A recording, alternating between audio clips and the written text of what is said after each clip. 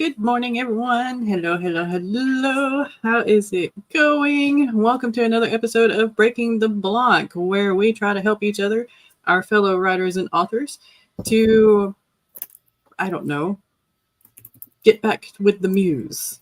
I don't know, find it again. We'll go hunting. It's rabbit season. Like where Waldo, where the word, where are the words? Where's the word? Where's the wording? Let's go ahead and introduce ourselves. So, Lauren, you want to start? I'm pointing the wrong direction again, and then we'll go to Mama Maggie and then Rachel. Sure. So I'm Lauren. My YouTube channel is the Writing Sisters that I run with Nicole, and our website and Ko-fi and Substack is all under Enchanted Tales Publishing, and the goal is to help indie authors get their books out there, because we know it's like the struggle as an indie author trying to get your book out there. And currently, Nicole helped me edit and format my next poetry collection called Deceptive Embers, which I hope to publish sometime in October. Hello, lovely. I can talk even though I'm not awake, so yes. Oh, well, that's always a good skill. That's not a skill my husband possesses. Hello, lovelies. Mama Maggie Ward here, independent author, stroke survivor, migraine sufferer, and all the word seekers. And I this is part that I love is finding creative ways around the stuck places.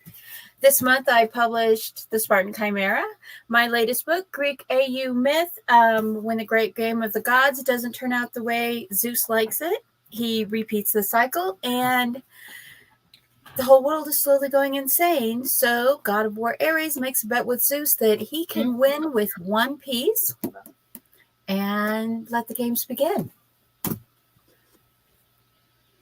Hello, I am Rachel D. Adams, or Rach if you want to call me that, because that's what I like. Also, I co-author several stories now, not just one, and so that's a new thing. And we write usually paranormal romance and urban fantasy. We love our shifters and we love our adventures. So also have the Aggressively Helpful Writing Advice blog on Substack. So check that out whenever you get a chance.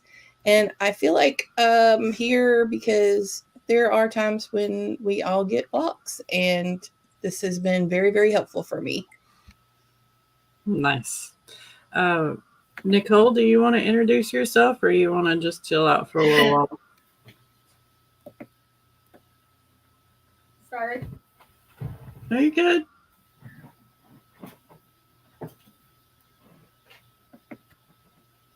Do you want to go or you want to pass? Pass. Pass? Yeah. Okay. All right. So for those of you new here, welcome.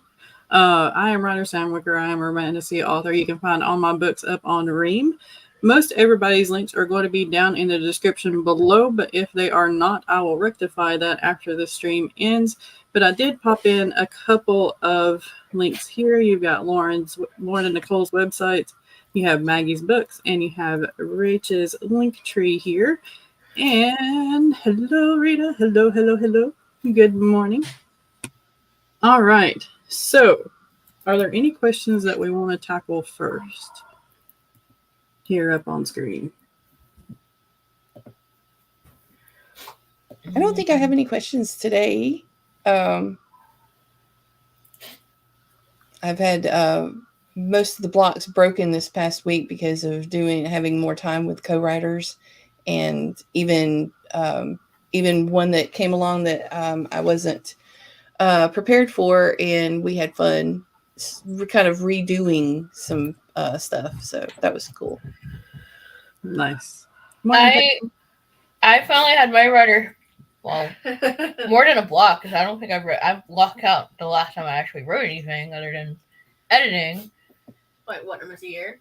Oh, well, we'll say 6 months, thanks to the the last character anime her.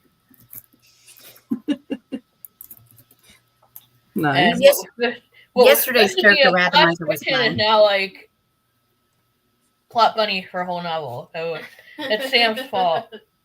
It's always my fault. What can I say? It's not a plot bunny. It's not a plot bunny for the whole novel. It is a creative extension muse. Yeah, considering I haven't written anything in like 6+ months, so yeah.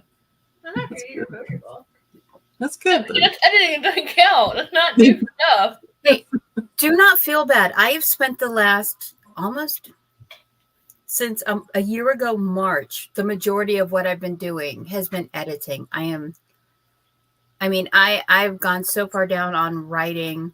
The August 80K is about to end, and I only got 26,000 words so far of my 80,000 words. Now, I have edited that many words. I have edited the 80,000 words because I'm going through the Windswept Stars duology, but I have not written.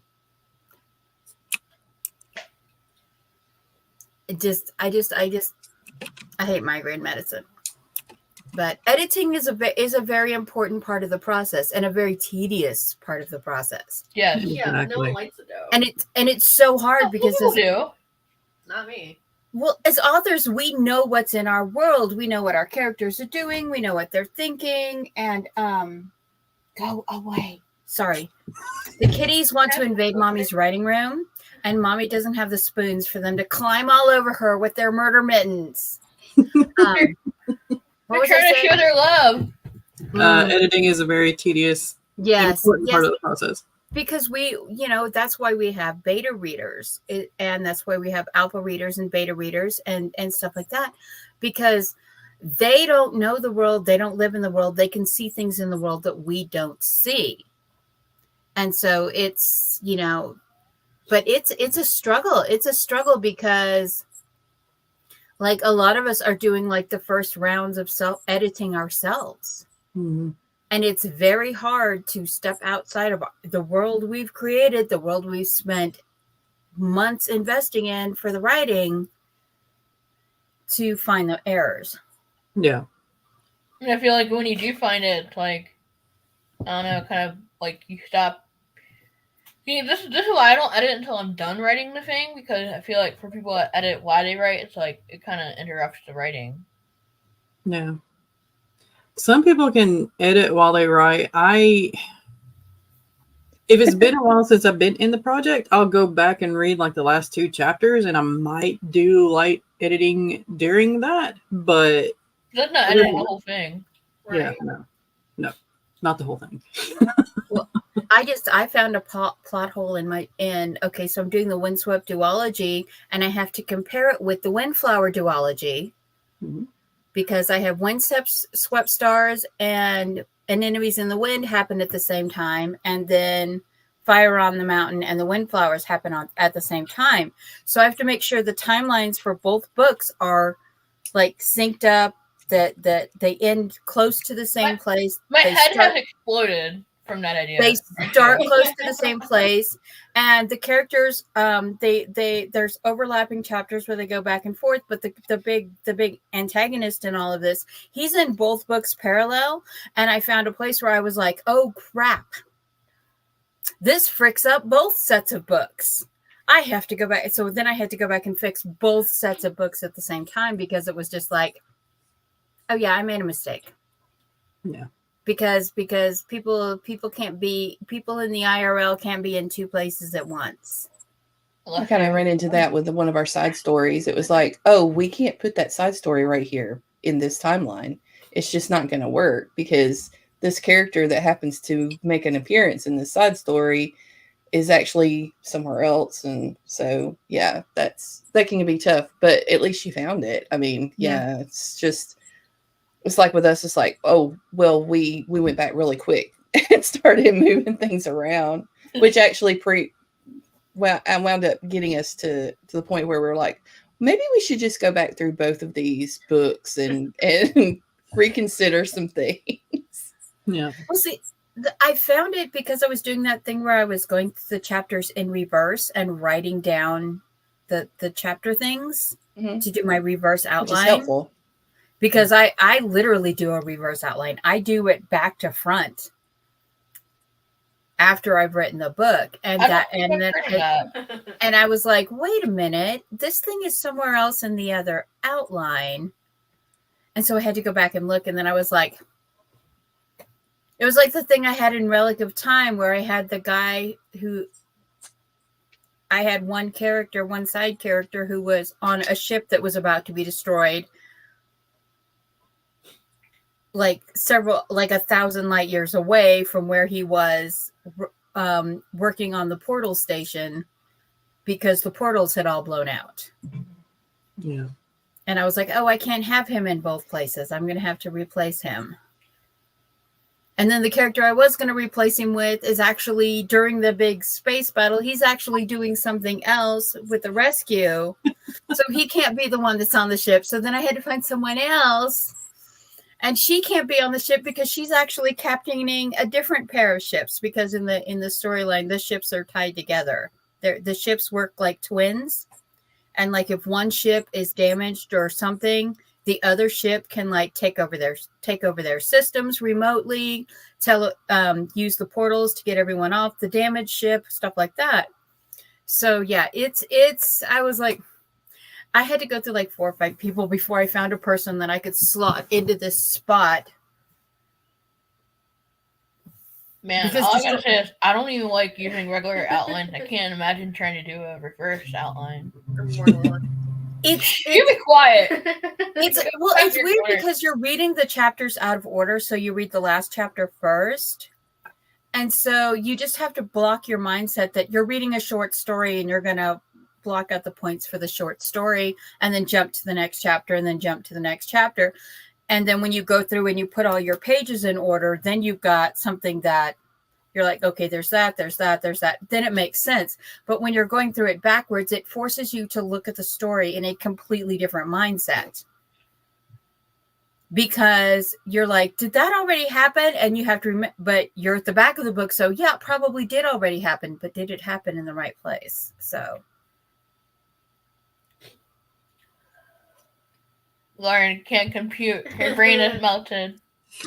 That's not hard to do. For me, it's the last step. I'd never heard of it until Maggie brought it up. And so I tried it and basically just wrote down like, this is the goal. This was the goal. And this is where we are in the last chapter. And then went backward and was like, okay, well then where did that start? Did I mention it more than once? You know, this kind of thing. So that I knew that it would bridge all the way through the book instead of, you know, just being mentioned once in the book. And then all of a sudden at the end, there's this big thing about it. And you're like, oh, well, I didn't even cover hardly anything else about that. So it helped out with that kind of situation. File 32 was one of the ones that, in my books that was that kind of thing. It's going to be mentioned all the way through the series because it's very important information for the characters. But I think it was either the first book or the second book, like it was mentioned maybe once and that's it. And I was like, it was mentioned once in the second book because he was updating it. Yeah. He was adding information to it. Yeah. So I was just like, oh, well, you know, we need to make sure that that is at least mentioned because it's something very important to the characters, all this information that he's collected over the years. Yeah. So me, I can't do a detailed outline whenever I begin writing. I'm about 10 chapters in, and then I'm like, maybe I need to do an outline. And then I do the outline. Sorry, my joke, Nick. But it's not 10 chapters in, it's halfway through the book. Get stuck. Right. Poison Dart says the pain of writing a book when you can't kill off anyone because you have already written them into other places. Yeah. Oh, I will go back and do it. Yeah. Well, I love how Rachel said I can do it and then there's evil laughter. I'm scared.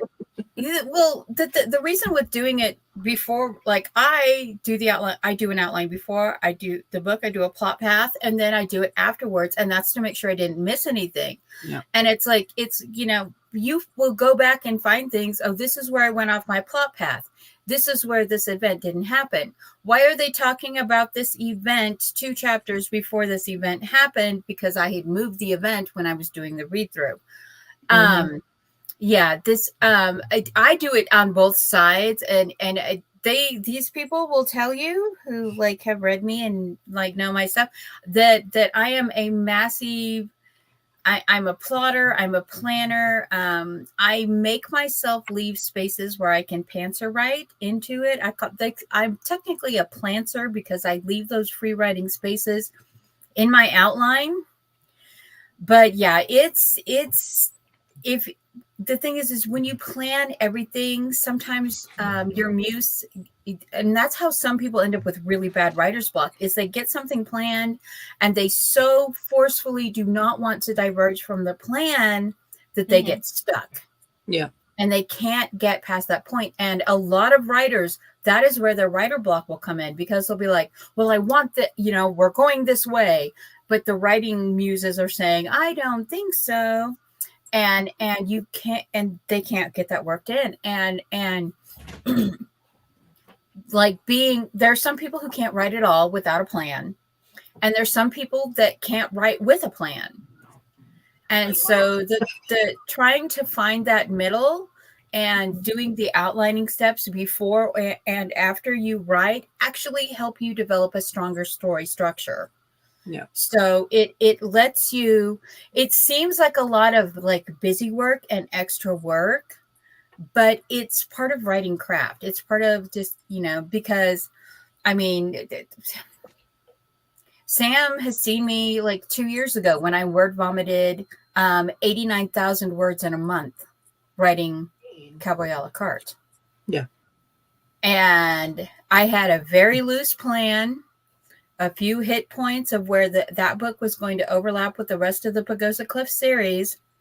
But I was just writing, I'd pull my 3 tarot cards for that day and 3,000 words. And so, yeah, there's benefits to both methods, but the reverse outlining at the end, I advocate for it because it helps the writer see their world from a different angle. Because again, that's the thing with, we live in that world. We live in that world. We know all the characters. We know their thoughts. We know their actions. They're here. The person who is reading your book has never been here. Right. Yeah. So that's important too. Like you're seeing all of the mess. Like you're seeing the board, you know, with all the crazy stuff on it. The and red yarn. The red yarn, yes. And your reader doesn't. So, you know, that's the good thing. The reader just sees the finished product. Yeah. And another thing with the reverse outline too is not only are you making sure that everything that you thought was in there is in there, but you're making sure that all the details coincide with the end of the book versus the beginning of the book. So this character started out with blonde hair, but she ends up with black hair. Did she die in the middle? What happened? You know, or did you forget she had blonde hair? Right. Exactly. going back through so many pages because you don't know what their eye color is anymore. Yeah, that too. Also, reverse outlining for me anyway, it helps me create a blurb. It helps me find those favorite lines that I kind of forgotten that I had written so that I can make an ad for it or something like that. So it's multi-purpose. So It is. definitely It really multi-purpose. And it's so helpful. And I cannot write with an actual outline. Like I said, I write 10 chapters in and I'm like, maybe I need a little bit of a plan so that I know where I'm going and it doesn't end up being 286,000 words for one book because, you know, I did that before. And we're still editing it. Yeah. So But it's a good book and it's a good story and it's so many world pieces.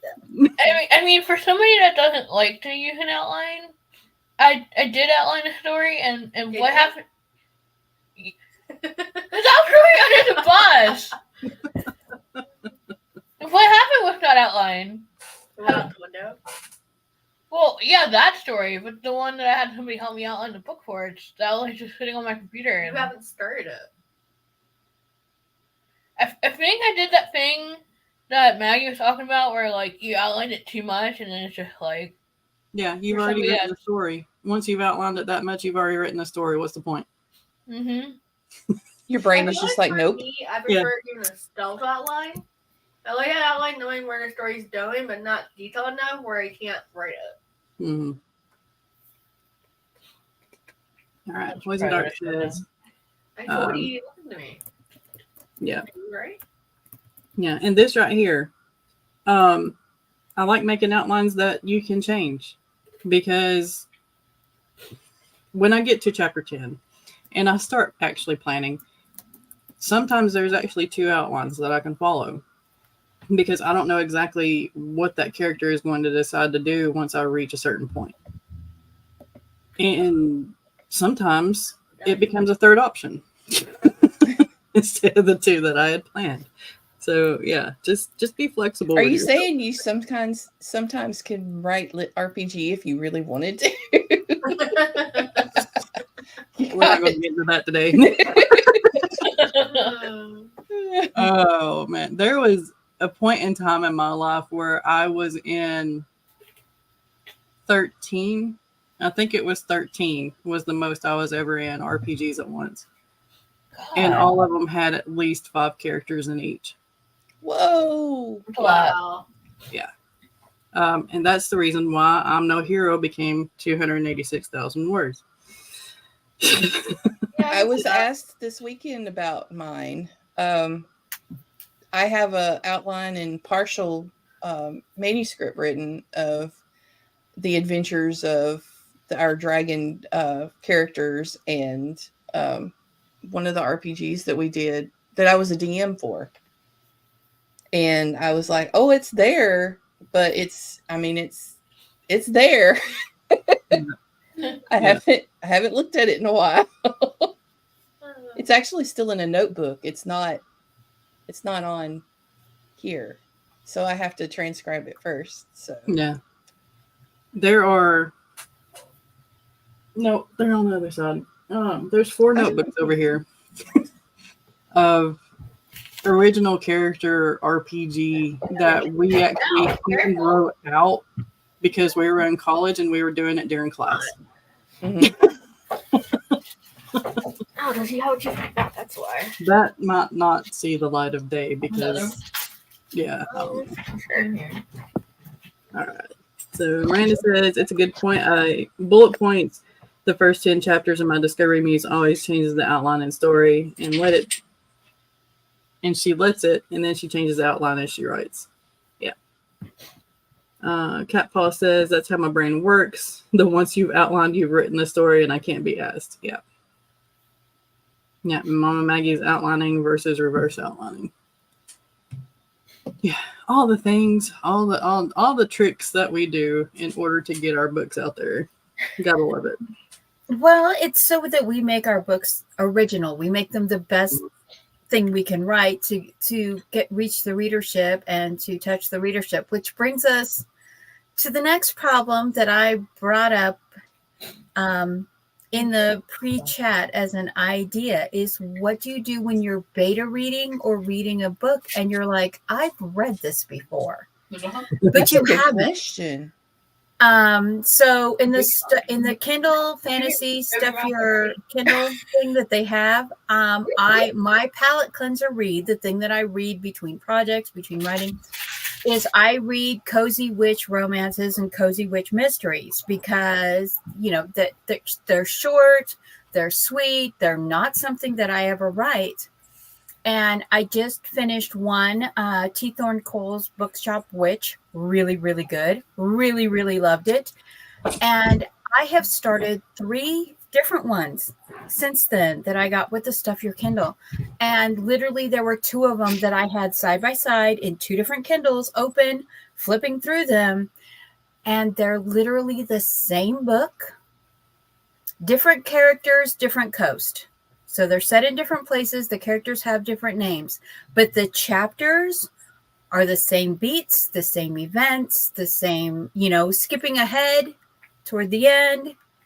Same thing, both chapters, different names, different places, skipping ahead. And what do you do when, you're beta reading? Because all of us here beta read. All of us here arc read. When you're reading a book and we get told, read in the genre you're writing in. But you get a book and it is so far in that genre that it is literally a Xerox copy of other books in the genre. How do you even approach that? How do you tell another writer, I know this is your book, baby, but you've had too much Botox. You had surgery. Yes, you have Britney Spears' nose, and I don't know who has good lips. Angelina Jolie. Angelina Jolie's lips, but so that's what I brought up in the before chat before we went online. Is what do you do as a beta reader or a pre-reader for an author, or you're an editor? And you're going through a book and you're like, I've read this book before. I've read exactly this book before. And the thing is it's weird. I have 3. I have 3 on my Kindle right now that are so identical that it's almost like the boyfriend-girlfriend situation. It's like, maybe we should get all these authors together for them to meet and be like, look, y'all need to read each other's books, and then you need to meet and you need to just figure things out, because I don't know. The billionaire boss trope romances. Yeah. Well, I mean, I know that a lot of ideas aren't new, and that it's common that your idea might be a reflection of someone else's, but you're doing between a reflection and it looking like you copied another person's writing style. See, and this is kind of also why I fear things like Save the Cat, how popular it became, and it's a plotting tool. And it's like, how many of these books are going to be so much alike because of something like Save the Cat? Or even The Hero's Journey. How old is it? Frankenstein of mine. Right? Yeah, Yeah, that's what I was going to say, Sam. I feel like that's why, as much as I love like fairy tale retelling, that's why I kind of stopped reading them, because a lot of them are like very similar. Yeah. That's the reason why I stopped reading a lot of the Omegaverse. One of the chicks in the pack marries the alpha kind of thing, or mates with the alpha, because to me, after I read the third one, it was all the same. And I was like, let's move on to something else. Yeah. Instead of Save the Cat, I use the plot gardening. Yeah. And this is what started me outlining. I read Save the Cat on my I got it on my Kindle and read it, and it didn't help me that much. It really didn't. Yeah. It was another. It kind of confused me, and but that's because the story writing method I use is the build the tree method, where you start with the leaves and you build backwards. Tarot for writers. Yeah. Save the Cat was another hero's journey for me, because every plot in that book is just a portion of the hero's journey. It's just molded into a genre. I prefer the heroine's journey because I write big cast, and I think writers should have a posse. I think characters should have a posse, but Found family. There are a lot of people who are like, you shouldn't have more than three invested characters in a book, and I'm like, how can you write a world so small? Yeah, you know, 7 concept. You have to have 7 characters. I can't do less. So that's the one that I used. But I did incorporate things from different structures into it. But what I did was there's a portion of this where he puts there was a slide used, and I did a screen copy. And then I took that and I started working with the other plotting devices that were out there, including Save the Cat, and found what became my own plotting device. But the thing is, it's like, you're right. Like, if we're using the same exact plotting device or the same exact things, the beats are going to be exactly alike. Then you add to that the tropes that go with Omega or go with Cozy. You know, if it's they're all sounding like. I had somebody come to me one time, and they were talking about a fairy tale retelling of I believe it was Sleeping Beauty was the one that she was talking about, and she was just like so excited because this was a completely original idea compared to anything else she'd ever seen. And I was like, honey, you really need to take a look at what's already out there, because if you think that's an original idea, yeah, just because you haven't seen it doesn't mean that someone else isn't writing it. And on the flip side of this issue, what do you do when you're writing a book, and we're all supposed to read in our genres, read similar books, and you're reading it and you're like, there's a book out, so somebody else wrote a book like this idea, you should go read it so you can do the comparison thing. And you're reading the book and you get that sick feeling that, oh my God, I'm writing a copy of their book, which I have done this. Then what do you do? How do you go back? What steps would you guys recommend? I have what I did, but what steps would you guys recommend to go back and make your book different enough from this other existing book that you're not going to have copycat Xerox syndrome? Insert a character randomizer.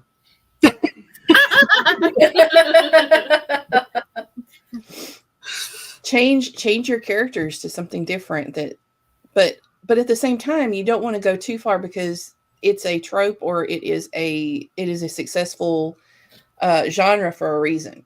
So when I started writing, I was in fan groups, not in anything else, and I was just drawn to paranormal romance and that kind of thing, urban fantasy. Well, I'd never read Lauren K. Hamilton, never at that time. And people kept saying, you write like her. And I was like, oh. So I picked up a book and I was like, oh, okay. So it's kind of like, my thing from that point on was, so how do I warp my characters to be my characters and not the standard? So Tina and I went through and we were like, well, we're going to change the idea behind the Lycan. We're going to change the culture. We're going to change the culture of the dragons. I was really into mythology and Celtic mythology and some of the cycles that you see when you're going through that kind of thing, when you're reading about it.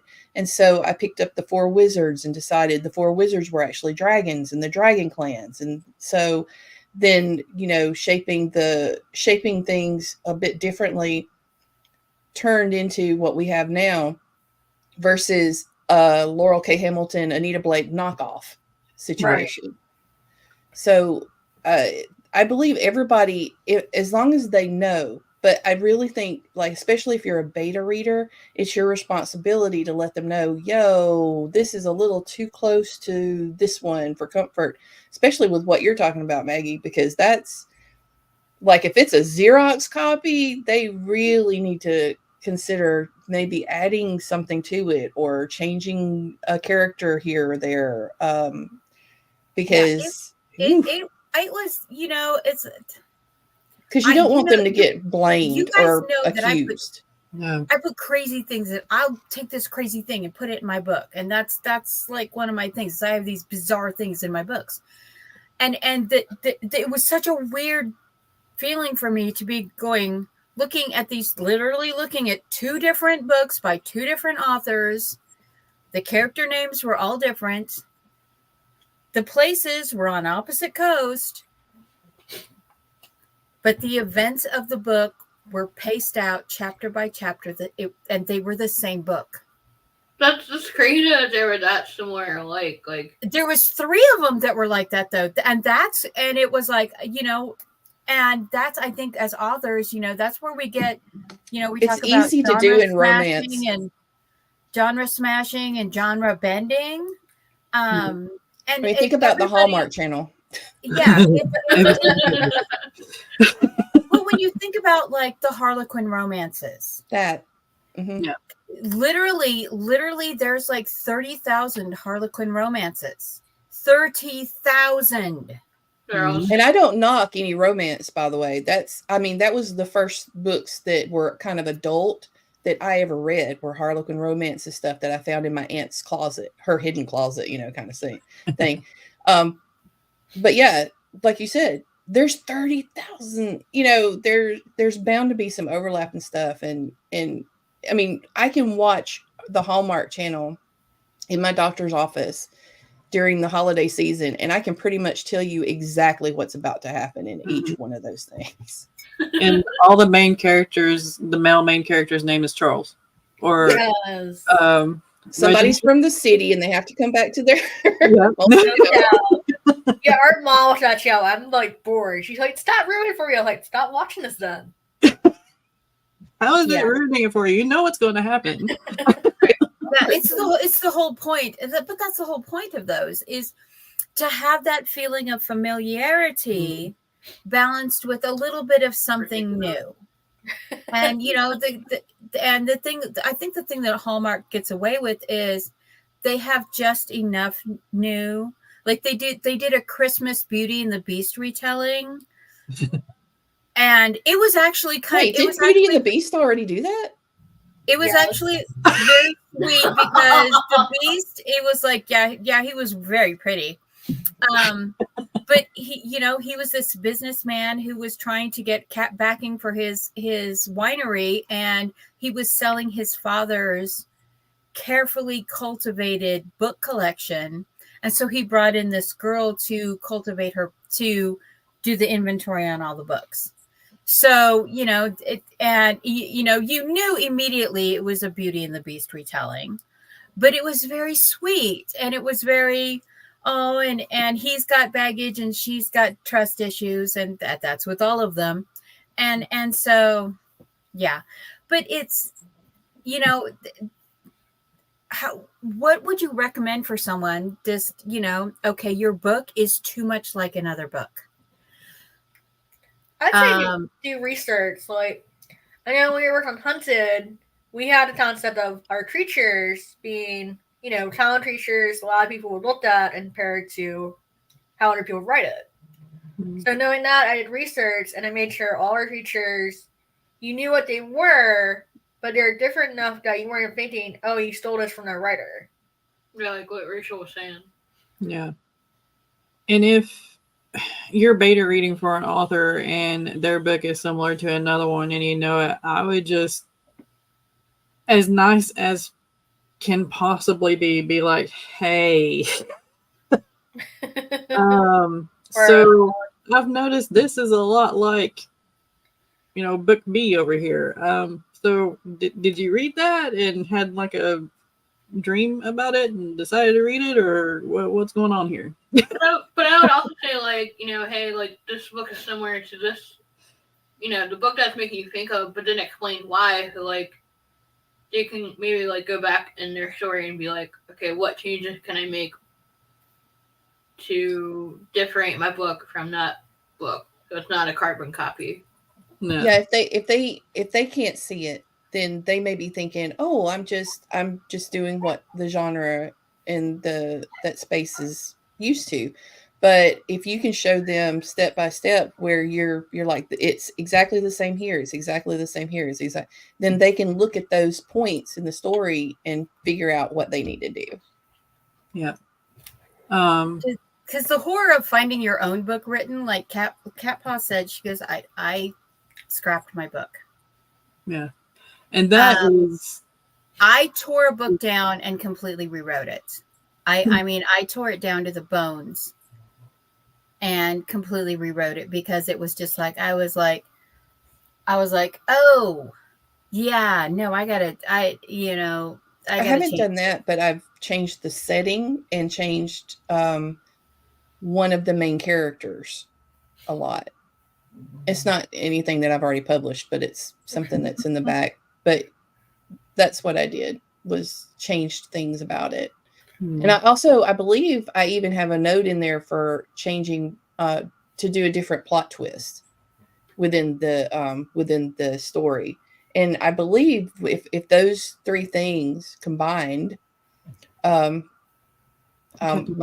brain almost went off on that tangent. Sorry. No. Those three things should make it more of an original, not really original. I mean, nothing's original, but at least it would make it mine and not different. Make it different than the others that are out there. I just hate the idea of completely scrapping something. Yeah. I'm with that. Like Eva says, I won't read or watch stuff in my genre because I have that fear. I had that fear for a long time. Mm-hmm. I had that fear for a long time. And then I realized, yeah. Hi, Heather. We were wondering your take on this. That's why I messaged you this morning. We were wondering your take on this topic of you're beta reading, you're editing something, and you realize it is exactly like another book. Hi, Q. How are you? What are you gonna say, Lauren? Well, the other point that I thought of is that if you only just say like, "Hey, your book reminds me of this book," they might not see it as their book as a carbon copy. They might just see it as like, yeah, oh, like my writing reminds you of like Stephen King. That's cool as a compliment, and not think like, oh wait, you're saying that my book is a copy of that. You got to be very clear about it because they will take it that way. I think that's a good point. Like I said, sometimes you have to be blunt and not nice. No, Nick. And also, don't automatically give them suggestions on how to change it. Ask if they want your opinion or suggestions first. Oh, yeah, I doubled that. Yeah. Giving somebody, luckily everybody here, I think we're all of the same mindset. We're like, yeah, hit it. Come on. Yeah. But not everybody's like that. So right. But we also know each other that we don't mean it in a negative, attacky kind of way. So yeah. Other people that you're beta reading for. It's your book baby, so it's like, yeah. Oh, there you say I need to change it. Come on. But I know it's your baby, but if you're having people better read your books, you should be open to their suggestions. Otherwise, why ask for better readers? Or alpha, or what it's called. Yeah, just go ahead and publish better it. readers and alpha readers. Eva says, I have this super fascination with including Easter eggs and weird links from one thing to another. If someone else's work were ever similar to mine and mine came last, shocked, right? Cat Mom says, don't outline these and Save the Cat. Yeah. Save the Cat was 13 years ago. Way to make it feel old. Thanks a lot, Sam. Well, hold on. You're gonna look it up. No. Look, but a lot of us, like, I never even heard of Save the Cat until 2021. Same. So I don't know when it was published. May 2005. God, that was when the screenwriter. Yeah, that's when the screenwriting one. Oh, it's almost 20 years old, totally. I mean, if you go back to the screenwriter version. Oh, hey, Laura. Nice. Yeah, about that high school. Yeah, you have it. You had it, didn't you? Yeah, I think Nick. Yeah, you're welcome. Oh, she said the book that she scratched was 13 years ago. Okay, gotcha. Okay, it's all like. So it's just like too late now, huh? No, Nick's trying to put the knife in the wound and make it deeper. 2018. Yeah. Well, I just said that when it came out, you're driving high school. That's all. Stop. It's all good, Heather. Yes, Yeah, it- Eva, I can't do it very often. I take on like one per month, and my whole 2024 is done. Like I've got people that I'm reading for, but I'm a slow reader.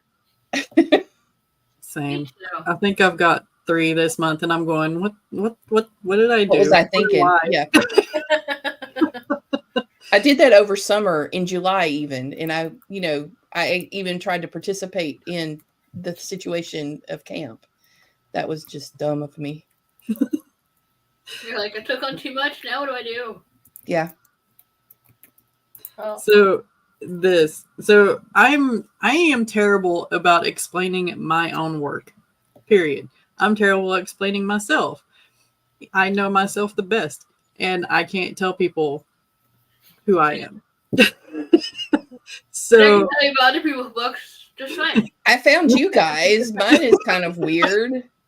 right. I was like, well, is it urban fantasy? Is it paranormal romance? It's also got LGBT. yeah. So Yeah. So it's like just pop it up there and try to figure out a blurb to entice people, and hopefully I love somebody writing. read the blurb and be like, hey, word this better like this. I hate writing blurbs. I do Blurbs are the too. bane of my I existence. love it I because can write as a blurbs for person- other people. I can't write a blurb for myself to save my life. Okay, maybe we need to switch. Whenever we're beta reading each other's books, we need to write blurbs for that book, and Okay. then we'll just let's do that. Here's I mean, a suggestion. I Here's a love really writing cool blurbs. sentence I liked, and here's Yeah, I'm very Oh, fortunate to man. have, just to have Nikki write it. You don't want me to write the blurb. I'm very bad at it. I'll write an outline of the whole book and be like, here you go. This isn't a blurb, this is an outline. You're just a slow reader too. Have 2 beta books this month and didn't finish either. Yeah. I intend to pay my beta readers strangers I find online because of how awkward and intrusive it can be for your friendships and writer relationships. I don't want to remind anyone or wait forever. Yeah, I kind of get that. I do. But I also don't trust strangers enough. Really. That's the reason why it took me so long to put my books up on Story Origin for beta copies, because I'm like, Yeah, I feel like what happened to me was messed up. That this guy said he'd better read for free, and then changed his mind. He's like, "Oh, now I'm 500." I'm like, "No, like we didn't agree to that. We agreed that it was a free one. Like, bye." yeah. Well, it was like the thing. What was it that we were talking about? That people. I don't remember where I was seeing this.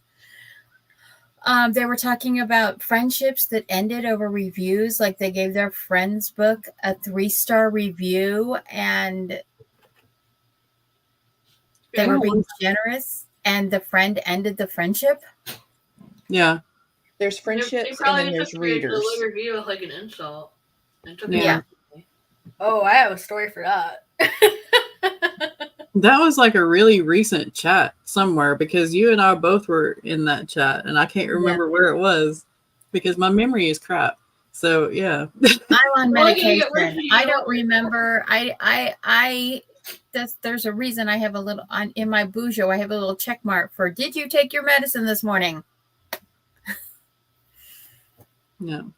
What's your story? Sarah S. Yes, Yes. Thank that's you. who said it. All right. We're narrowing down. Thank you for remembering, Eva. We love you.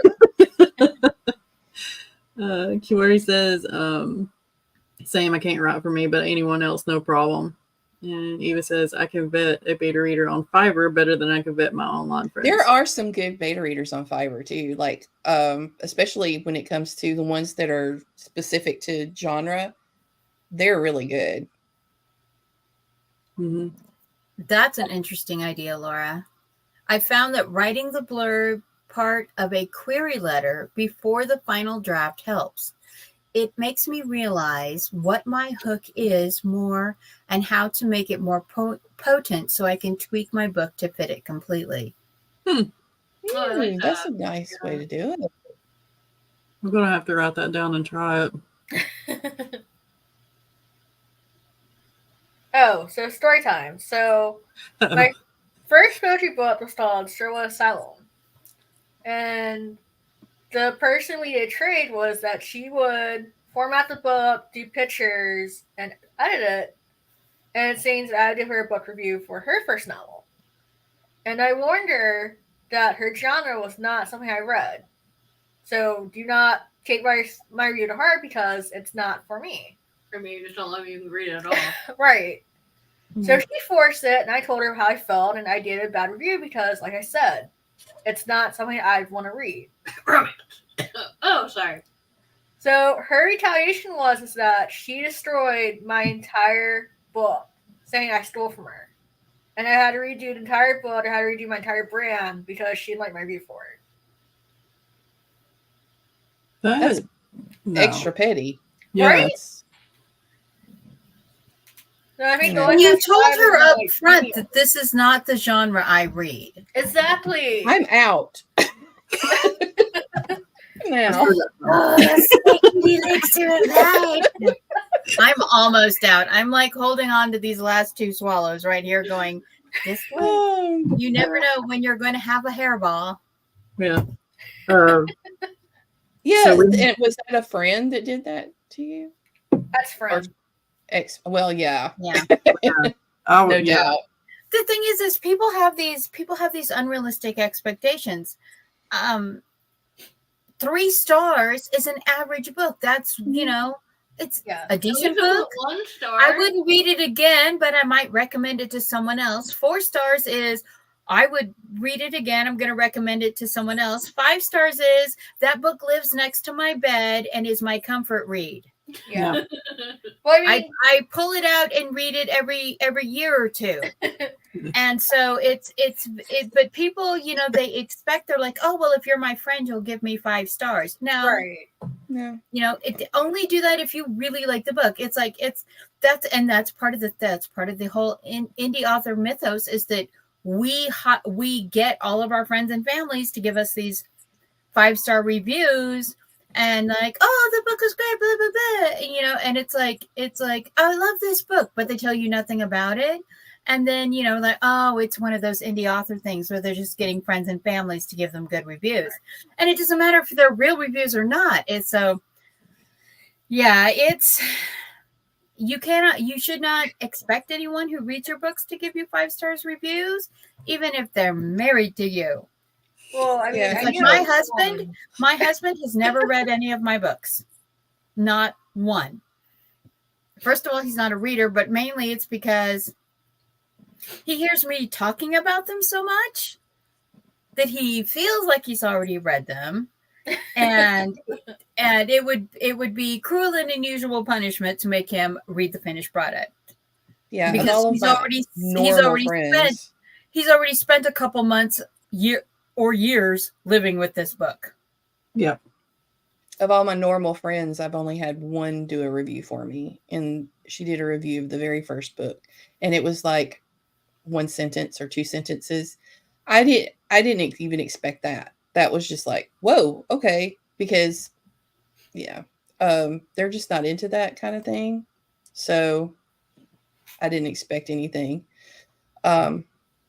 I don't understand the pushiness. For me, the story that you were telling me is I don't understand the pushiness, for one thing, to get a friend to do a review for you. right. Because if it's not their thing, it's not their bag, it's not their bag. Yeah, it's everything like. And then if you're genre, I honest. read anyway. It's like, but if I don't like the genre, I'm not gonna be kind.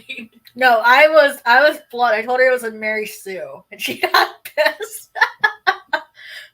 Well, it kind of was. It's like if it's supposed to be that, then, but I don't. But if I'm not used to that genre, I wouldn't know that, right? I mean, So yeah, that kills me that they were that petty. Yeah, So sad. Yeah. and if it wasn't for Lauren, I probably would have stopped writing. That's how bad it was.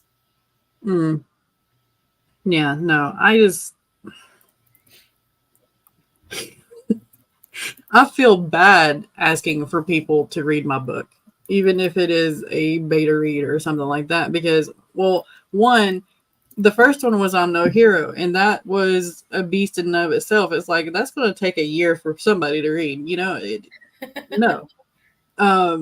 In others, I feel bad because it's spice and it's heavy spice in some of them, and it's like I know that's not everybody's wheelhouse.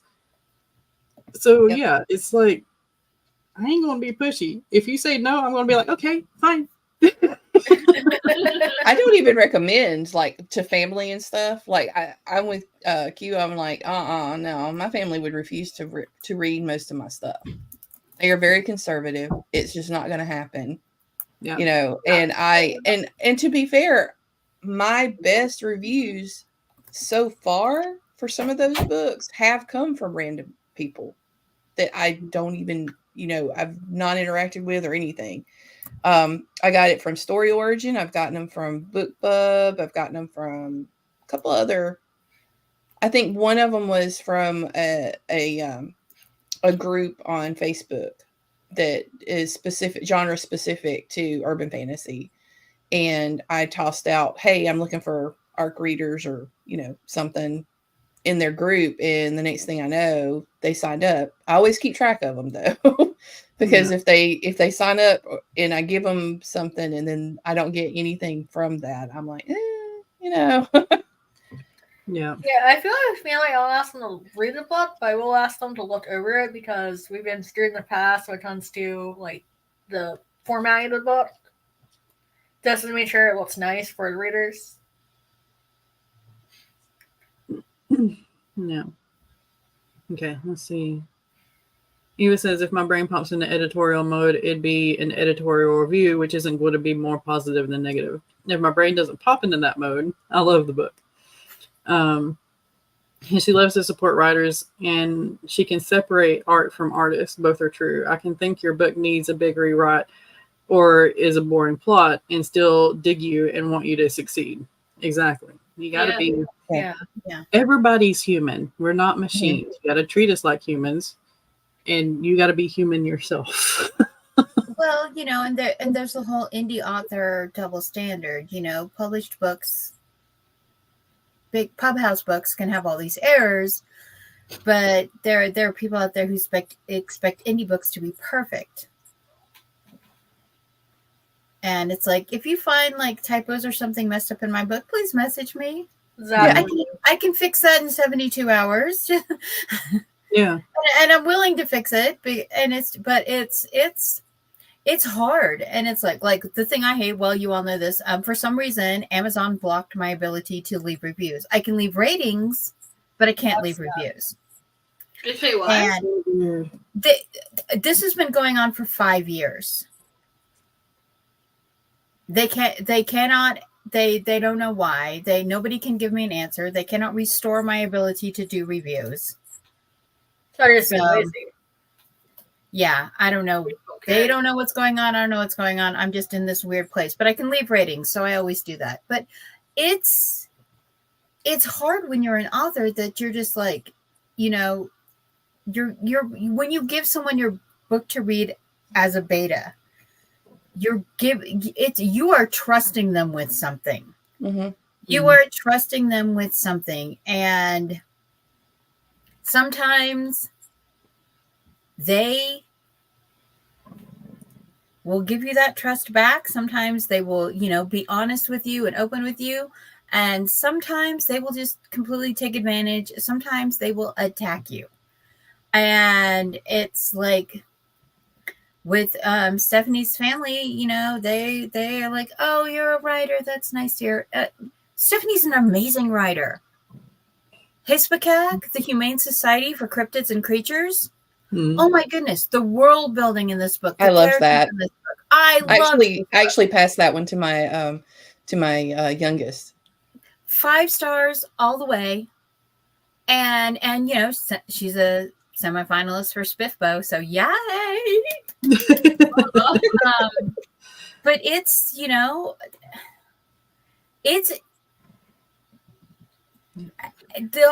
thing is, and because we've all been in a place where we've like had things happen,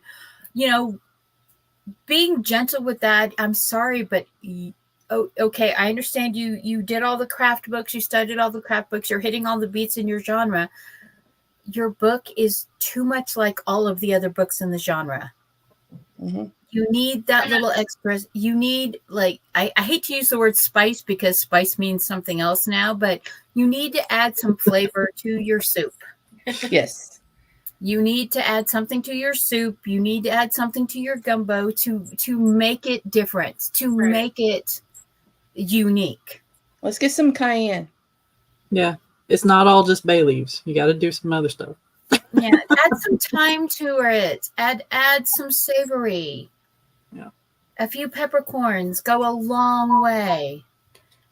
Believe it or not, a pinch of dill in clam chowder, like white chowder, makes it amazing. Mm. And this is from a person who hates dill. So yeah, it's And it makes me wonder if they're trying too hard to hit all those beats. They were trying. I think that's exactly it. I think that's exactly it. Because like I said, it's 3 different authors. Let your characters do other things. Yeah. You're it's Focus on the storytelling.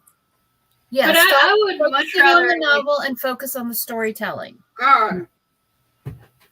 That, I think that is something, and I think the other thing is everybody wants to write that perfect novel. They want to be the perfect in their genre. They want to be the blowout novel in their genre. And the myth of the breakout author, this is a 1 in 10,000, 1 in 20,000 myth. Yeah. And we need to stop we need to stop this myth that you're going to be the great breakout author. Because the percentages for that are so small. And the gatekeeping, oh my God, the gatekeeping for that Oh, yeah. is so small that it's not what you think it is.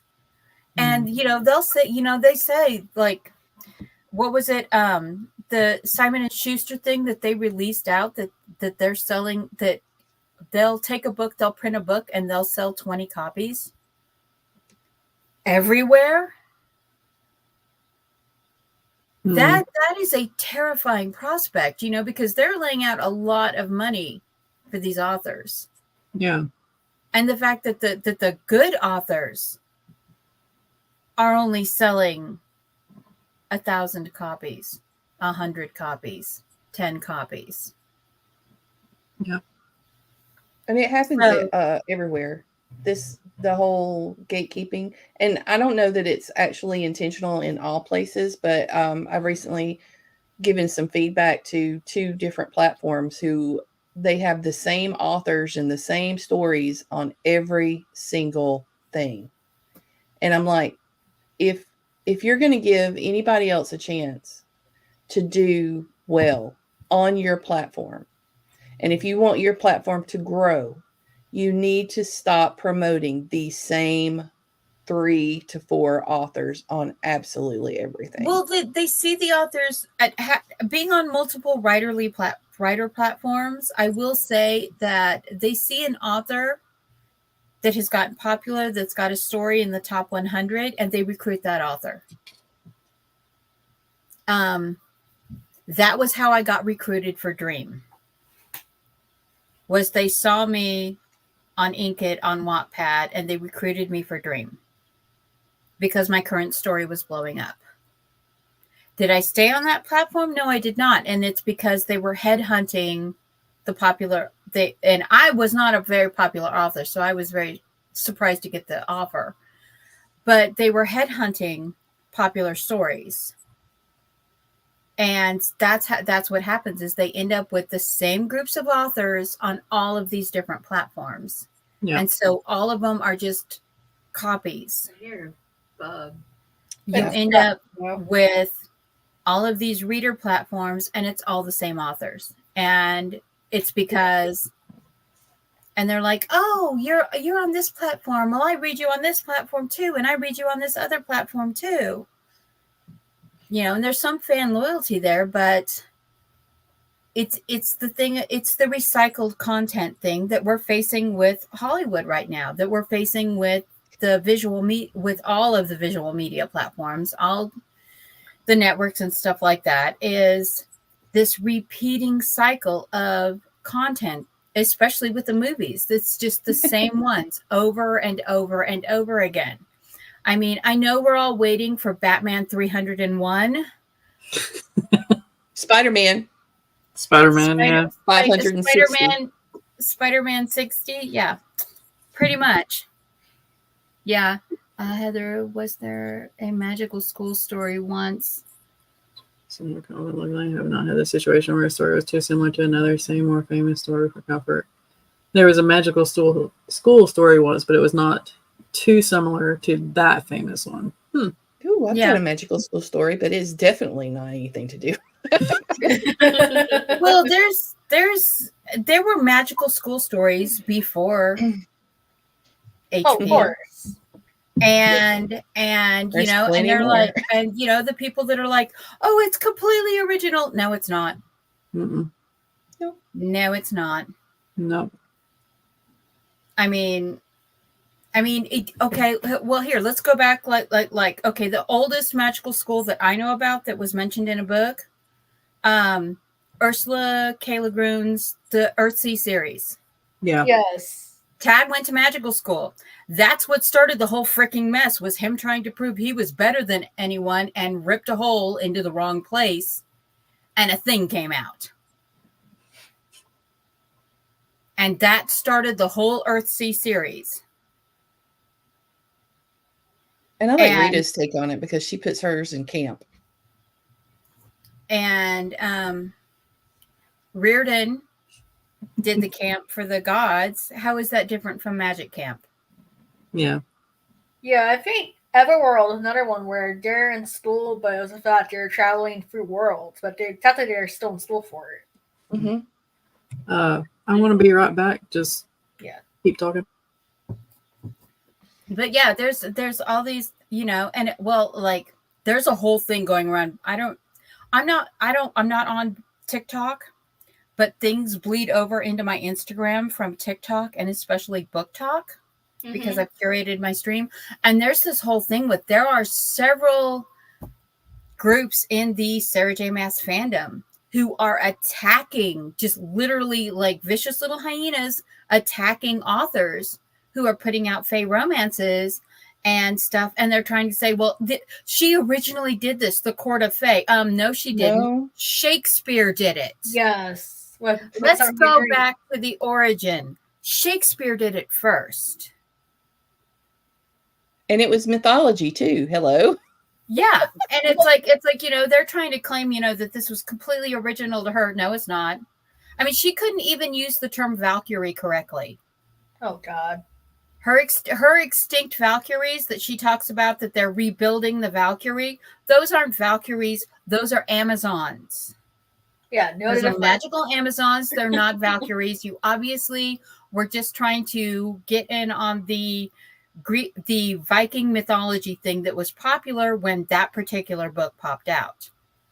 So, I mean, that's where she got inspired out from it too. I mean, I think a lot of research on mythology and get inspired and want to do her own thing. But I mean, House of Night did the same thing where they decided to focus on magic and they didn't do research. Neither one of them were magical. They just liked the concept. Yeah, I think that fans are getting too brutal all around. I agree, Rita. The loyalty to an author that creates an amazing story, and because I will beat you with my Anne McCaffrey collection if you ever say anything bad about her. I got 3 shelves to throw at you, and I will. But the problem is there's a need to be long, but there needs to be this line between belonging to a group doesn't mean that you need to attack another group. Right. Yeah. And that is something that our society has forgotten. And if you don't think that's true, all you have to do is look what's going on in the election. Yeah. It's like you don't have to and you can belong to a group without attacking other groups. You can belong to a fandom without attacking other Yep. fandoms. And it's going to be very this whole thing with the backlash about the fake courts. Other people are going to write fake courts, and maybe they are taking some inspiration from SJM, but maybe they're not. Maybe they're taking inspirations from other people. I know that I wrote a werewolf oracle in a book series, and there was another author writing werewolf oracles going on, and they were like, there were a couple of fans that were like attacking me, like, you're copying her books and stuff like that. And I'm like, no, my books are significantly different from her books. Yes, they both have werewolves, they both have shifters and oracles, but it's not the same. They're not the same kinds. And by the way, scrying with a bowl of water is not original to her. It goes back to ancient Egypt. Right. Yeah. We're talking about a 4,000-year-old. Scrying with smoke or scrying with water goes all the way back, like 4,000 years ago. Yep. The oracles of Delphi recorded, we're looking 2,500 to 3,000 years ago, 2,500 to 3,000 years ago, they scried with smoke. Mm-hmm. And it's, Devin's right. Akatar is similar to Polar Bear. Yeah. Yeah. And shape-shifting dragons have been around since the dawn of time. Yep. Oh yeah, that was And one I of the mean- first things I did was study parallel myths. I Yeah. love parallel myths, and there are so many. Also, if you mentions. want to go, like, if you want to do more recent, Raymond Feist, the Magician Apprentice Mage series, Yep. a Magician Apprentice Master series. Pug goes to a school for magic. He gets a master. He starts learning. He ends up elsewhere in a school for magic. Then he ends up going back, and one of the characters in the book, Dragon Shifter, hides herself as a human because dragons get killed on sight. So, And you I've know. never read it, so yeah. But it's that it's, as authors, we read in genres, we read outside of our genres, but we have to put our own feel on it. Mhm. We can't read a book and go, oh, I want to write this book, and then copy that book and just change a few things and say, see, I wrote my own book. No, you have to, it's more than just changing the names and the places. So you're actually answering your own question about what you need to tell your author friend. Yeah. Oh, goodness. All right. So anything else on the subject? Do you want to go to another question? Yes. Devin the Witcher. Sorry. Legend of Puma, shape-shifting woman dragon falls in love with a warrior. She hides her identity. Yep. I have a love-hate relationship with Sarah J. Maas's works. I love them on one hand, on the other hand, I'm like, oh my gosh, no. I've purposely stayed away from it, Saying that honestly. she likes it. I made it to the first one and DNF'd the second one. Well, Which series? A Court of Thorns and A Roses. Court of Thorns and Roses, yeah. that crap. The Glass Throne, I think that's the name of it. It's better, in my opinion. But anyway, all right. What do you say to a writer when they say they're waiting for the muse to hit? But what does that What mean? type As of in- writer are you? That's So, the first yeah. question. So they haven't written anything for like a couple of weeks, but they're trying to make their life work being writing, but they're waiting for the muse to hit. Or maybe they haven't written anything in like 3 years and they still say that they're waiting for the muse to hit. What do you say to try to get them? They need to go find the muse and slap it. This Fair is the reason why you're going to go hunting. But yeah, As I said earlier, character randomizer. I mean, Story sometimes- prompts. Mhm. Yeah. Flash fictions. God no. Sometimes you just need like a change of scenery or like a change to what your daily routine is. Like going on a trip or going on an adventure that you wouldn't normally do in your normal life could shake it up. I have. Thing, blow off work and go on a vacation. Cool. Thanks, Nick. They need to take a moment and they need to actually ask themselves if this is for real. Like, if it's one of those situations where they really want to make this a career, they really want to get into it. It's like with my situation, I can speak to excuse after excuse after excuse that I came up with, and always doing work stuff, always doing family stuff, always doing, it's like you can come up with a million things that you need to do, in quotation marks, and not get it done. But if you really want to get it done, you're going to have to sit down and have a conversation with yourself. Yeah. And decide, I'm going to set this time aside and do it. I'm going to do this. And you're going to need to figure out what works best for you. Right. Yeah, but The muse doesn't always stick around your brain. Yeah. And maybe if it's like in my situation, I put my muse in a cage and locked that cage because I was scared to do it. I was scared to, all these different things can hit you that causes your muse to be stuck in that cage. And you're the one with the key. You've got to figure it out. Right. Well, because I use the writing the tree method, where I write several scenes first, and then I do the character creation using the character interviews, and then I do the world building, because I build the tree backwards. When I'm first starting to create a book, my thing is if you're stuck in a place, skip to the next place. Talk to your characters after whatever you're stuck at, after that event has happened. Talk to them afterwards. Mm-hmm. Like this, what is you're thinking about while they cook, taking a bath, going for a walk, getting a cup of coffee. Yeah. Some of my favorite scenes are built from those moments where I get stuck, and then so I went from macrocosm to now microcosm of a specific place where I'm stuck, and trying to find the muse, like Devin's talking about. It's like some of my best scenes are my characters having a cup of coffee, talking to each other, and it just grew out of, I'm not sure what to do here. I'm not sure where to go.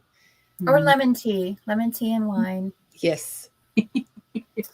No, but the thing is if you like, you're writing something you're enthusing and then you just stall. I mean, life gets in the way, stress gets in the way. But sometimes it's a problem with the scene you're trying to write. Sometimes you're trying too hard, especially like with the genre tropes and genre expectations. Sometimes if you're trying too hard to shoehorn in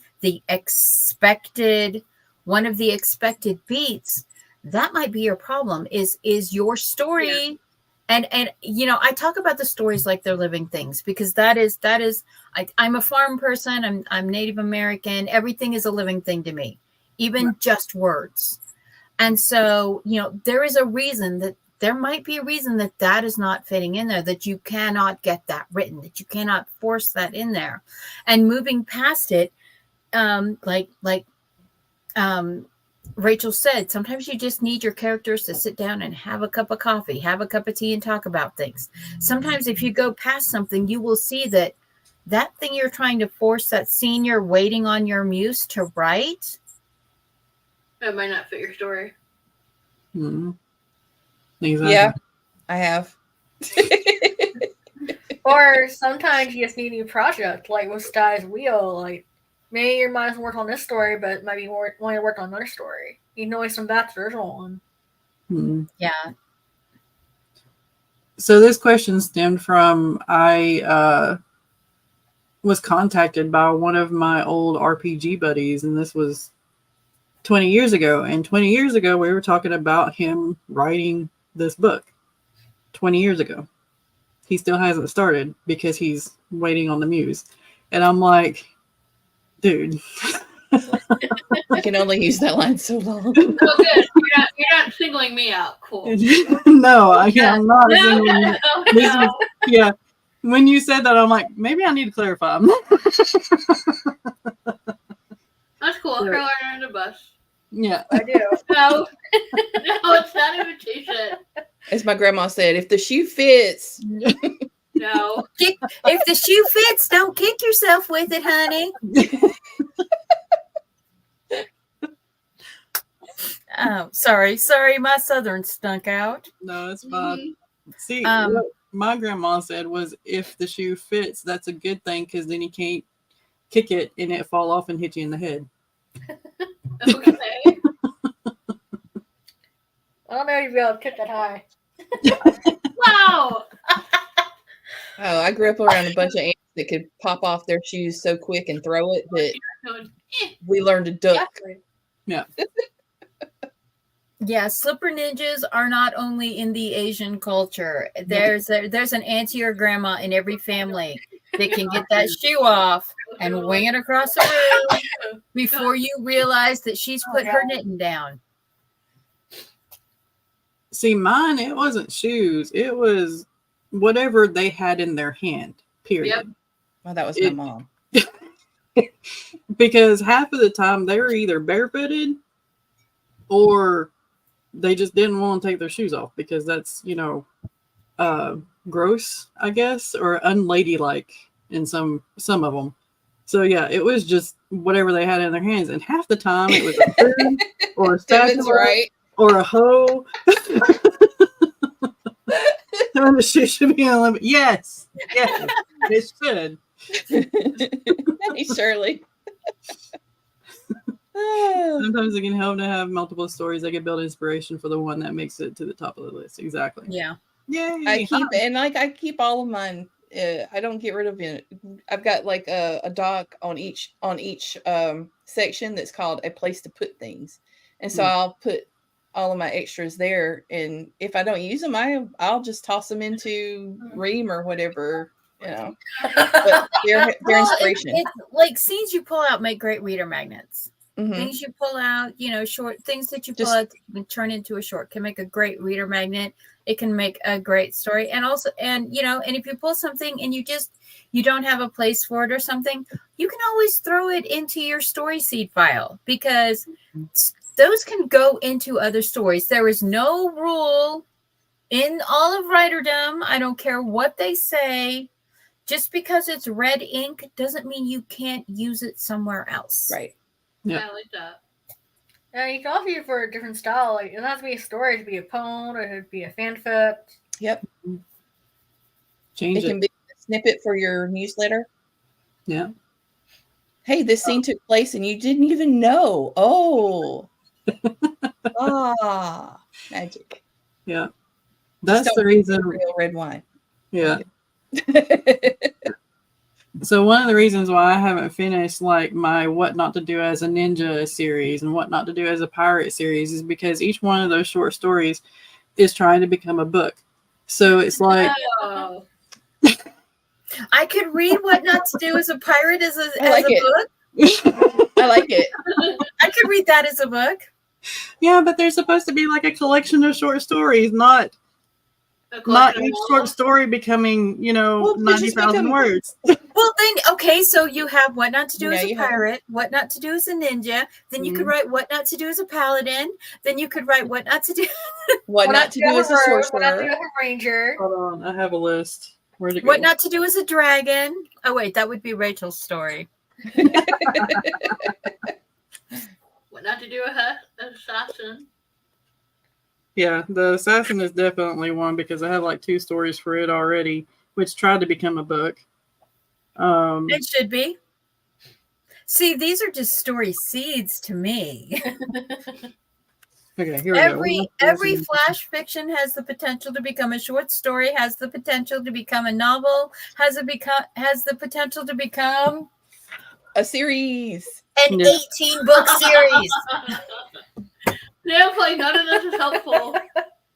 No, it's not. Hashtag no words left behind. I also have a spin-off of what not to do as, because it's like don't underestimate ... and the first one is don't underestimate chibi vampires. So yeah, Ooh. this is a That's list. different. I mean, you Yeah. just go down to class for D&D and be like, here's a book, here's a book.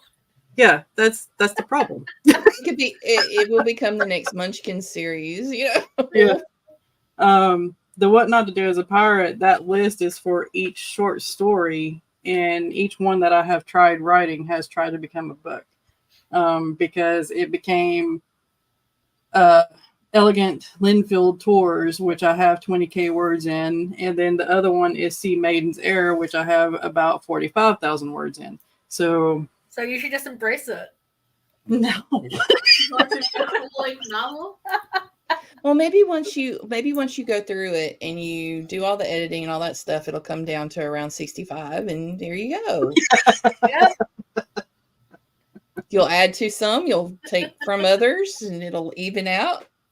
No. And yeah, Hey, that's how we got the prequel series together and make a layer cake. When you say you want them to be short, What is it? What is it? The thing short. that's they started doing last holidays, the last Thanksgiving and Christmas holidays, where they were baking a pie inside of a cake.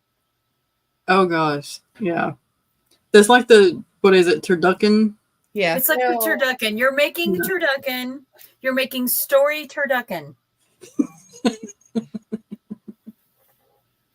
When you a pie caking. I forget what that was called, but it looked I don't good. remember what it was called, but I remember some of the choices. I was like, why would you combine those two?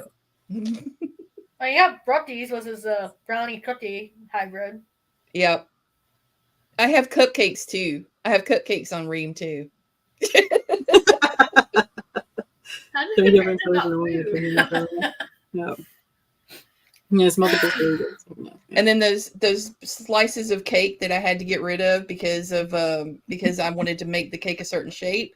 Those slices went on Ream too. The cake crumbs, the crumblies. Yeah, the crumblies and the sides. Yeah. Oh, then you made them Deppops. There you go. Or truffles. Truffles and cupcakes. All right. Yeah. Y'all are no help. You're welcome. What's help? Okay. Let me explain Sometimes to you we why get we're no help. excited. Okay. That's These such a people good sitting idea. on the screen with you, these 4 people with you, Mhm. hashtag greedy readers. Sorry, all I heard was cake, and now I want food. I think in the list of which I can't find, it's somewhere. I have too many lists. Is what not to do as a baker as well. I have Oh god. ninja, pirate, baker, doctor, animal behaviorist, because it's my homage to Steve Irwin.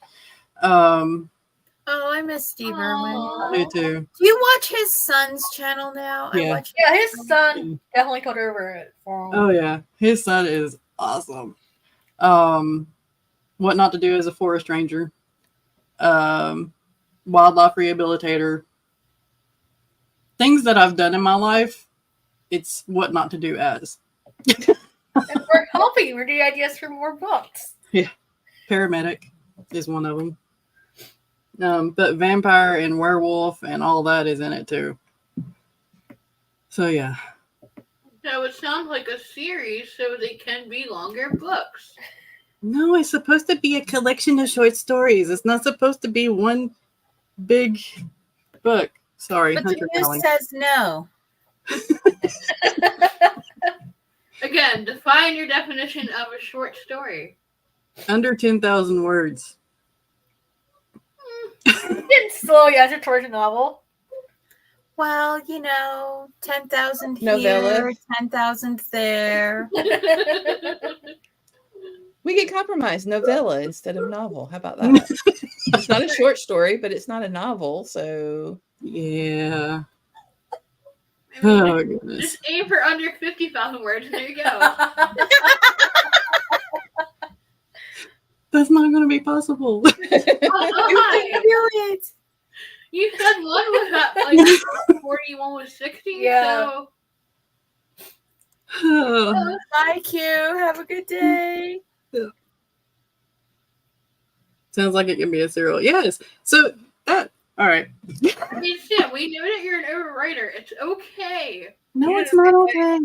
I'm definitely The whole plan was to train myself with these short stories and combine them into like a little anthology so that I can actually write to the word count of the genre and make myself fit in there instead of having a 268,000 So word. it started off as a challenge to do it. Yes. See, I tried to do the same thing. She and I tried to do the same thing.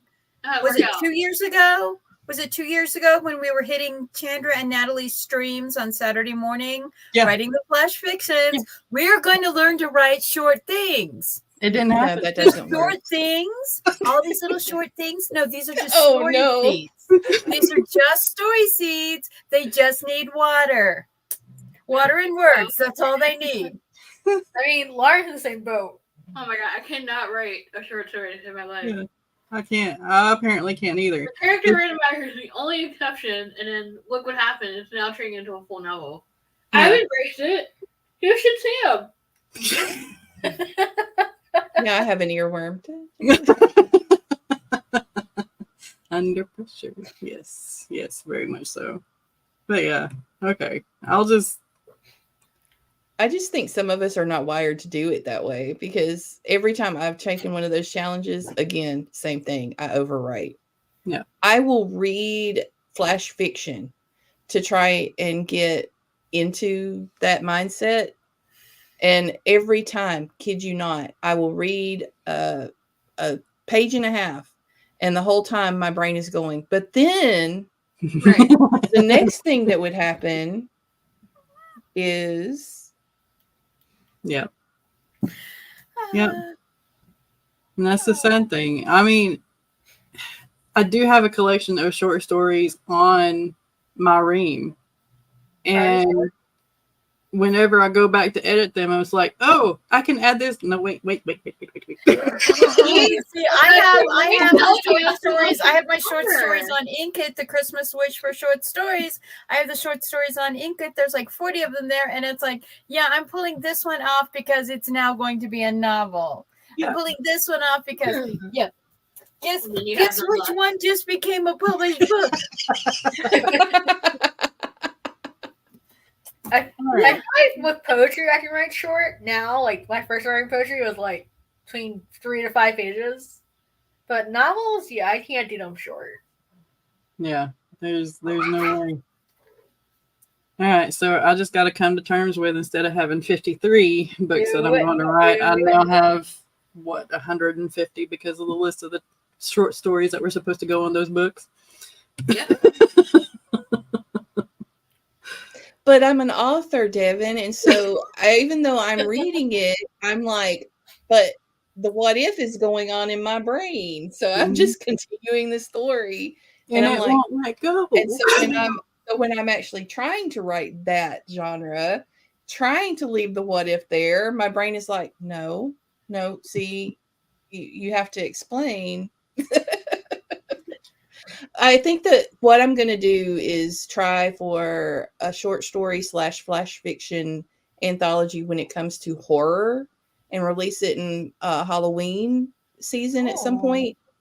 And because it's horror, for some reason in my brain, because it's horror, leaving the what if there is actually part of the horror aspect of it. Because then you're like, well, what was in the closet? Well, what was here? You know, what is this? Yeah. And that's part of the horror to me. So I might be able to accomplish that. She said it with a question. No promises. Yeah, no, No what promises. the thing is with my brain, the best way to describe it is there's this place we visit in Colorado, and we go there every like 2 or 3 years. We go, it's called Bishop's Castle. And it was this crazy old guy outside of Beulah, Colorado, who decided to build a castle. Ooh. And then his son started helping him build a castle. And OSHA is like, dear God, please, people, do not walk around this place. Oh, no, people are crawling all over this place. Of course. It's got towers. It's got this giant metal astrosphere that shakes when the wind blows. And, you know, there's architecture students and stuff who will go up there and work on parts of it sometimes for like summer break and stuff. And It was like the Winchester House. kind of. But no, but like whenever worse. we go up there, this is me and my muse in a short stories. We get up there, we're like, okay, we're not going to run away from the family this time. We're not going to go exploring. We're just going to stay with the group. And the minute no one is looking at us, we're going upstairs. Look at that over there. Where'd Maggie go? Yeah, pretty much. Pretty much. The middle is the only one that will like stand there and watch me. And the minute I'm like janking off to the side, she's like, go get mom. Gotta go get mom. Gotta go get mom. But you know, I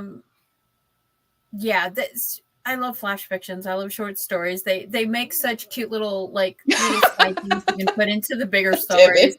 Like what Devin says, you know. From the outside, on the ground. Oh no, Devin, I'm the person that I climb up to the top parts where they're like, don't climb past this point. That's just a recommendation. There aren't any rules. One of just these days. guidelines. Yeah. I'm also the person, though, I have to admit, I'm also the person that will sit on the edge of Black Canyon with 1,800 feet of air below my feet and go, it's so pretty down there. Maggie is the reason we have liability insurance. Yeah. Yeah. Meanwhile, me and Heights are like, no, Same. that's okay. But me and Animals are like, ooh, pet. Yeah. Oh, mountain lion, cool. Let's go track it.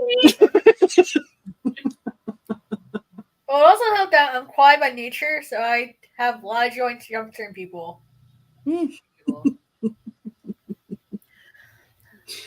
Oh gosh. That was the thing that I was the saddest about when I was in Virginia and we did that tour where we went to all the lighthouses on the Outer Banks in one day. We because they're remodeling the insides of all of them, you couldn't climb them. We got to climb one of the lighthouses. Maggie would be the one to be upset about that. Mm-hmm. I'd be I so had to upset. tire up, make sure she didn't do it anyway. Yeah, I have to go back in 2026 so I can climb all the lighthouses. Yeah. Hopefully they'll be done by then because, you know, North Carolina and their construction 10 years later. I like that Maryland too.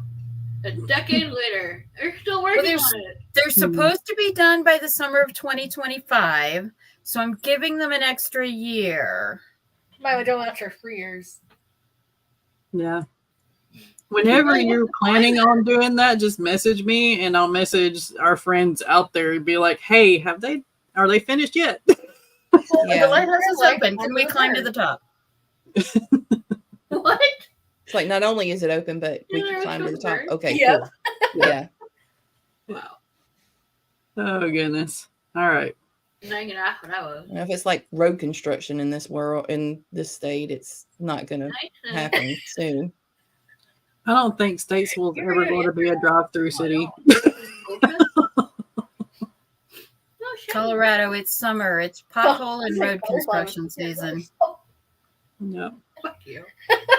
All right. Do we want to try to hit one more question or do we want to go because it's been an hour and a half? We'll save some for next time. Yeah. Save some next time. All right. So let everybody do that. We've hit 6 topics today. We have? I thought it was only like 2. We have, okay. But ADHD, so we kind of outlining and reverse outlining, beta reading problems and how to broach them. What if your book is too like someone else's? Reviews, ratings of a friend's books. What to say. Oh, I got that one twice. What to say when a book is too much. We went back to that one. Is too much like others in a genre. When Writerly Friend says they're waiting on the muse, and the last topic was my book won't stop growing. Again, it's not a bad thing. Yeah, so I need to put away the Miracle Grow. Nope. Oh, goodness. All right. So let's go ahead and do outros. We'll start with Rach first, then go with Maggie, then go with Lauren and Nicole, and we'll wrap it up. Okay, I'm Rach, or Rachel D. Adams. If you're wanting to look me up online, I write urban fantasy, paranormal romance with dashes of LGBT, and always looking to help the hero or anti-hero out. I also have aggressively helpful writing advice on Substack, and I make a habit of always boosting other authors and creatives around me.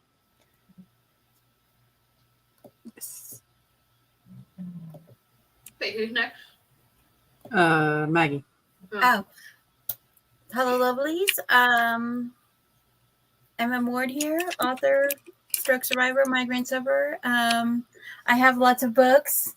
You can see them on my Amazon page. Also, I am doing an author interview today with Rita Slanani and armchair chats that I am looking forward to do. And I will, it's going to be a busy Sunday for me. Yeah.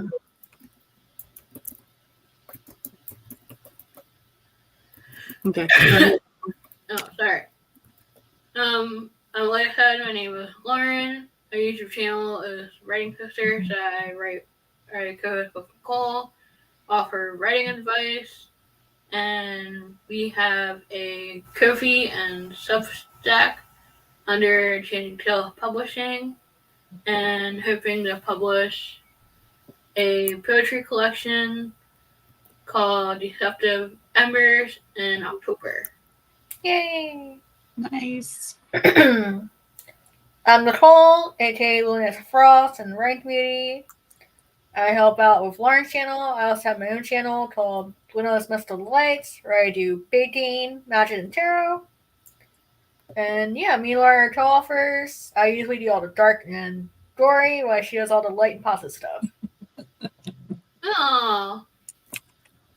All right. And again, thank you everybody for joining us for another episode of Breaking the Block. We will be back on Sunday at 10 a.m.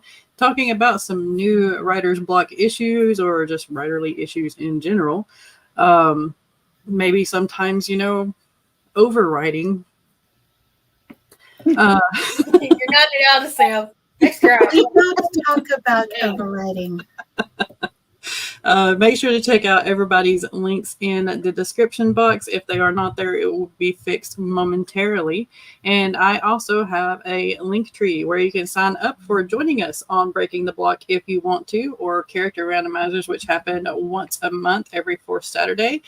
And there is a collaboration that we are starting soon. It is What You Know as an Author, where you can talk about the things that you have researched that you're probably now an expert on.